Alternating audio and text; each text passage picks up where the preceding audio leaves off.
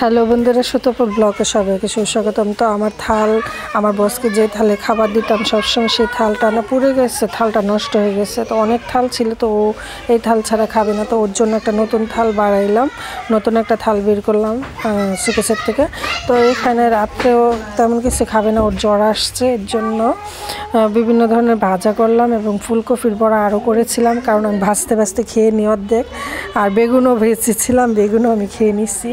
তো ওকে রাত্রেবেলা এতটুকু ভাত দিয়েছি, কারণ এখান থেকে আমিও খাবো। তো বলছি যে আমি অল্পই খাবো, ও অল্পই খাইছে। তো এখান থেকে দুইজনই ভাগ করে খেয়ে নিছি। তো বিভিন্ন ভাজা দিয়ে একসঙ্গে খেতে শীতের দিনে কিন্তু ভীষণ ভালো লাগে।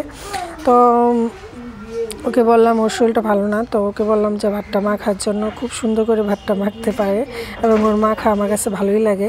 তো ওকে বলছি মাখার জন্য, তো ও বেশিরভাগটা আমাকেই দিয়ে ফেলছে, কারণ ও খাইতে পারে না, কারণ ওর অনেক জ্বর ঠান্ডা, এর জন্য। তো সব প্রায় মেখে ফেলেছে, তো অর্ধেক ভাত আমার পেটে গেছে। তো আমারও প্রচণ্ড খিদা লাগছে, তো আমি খেয়ে নিলাম। তো তোমরা ভালো থেকো, টাটা।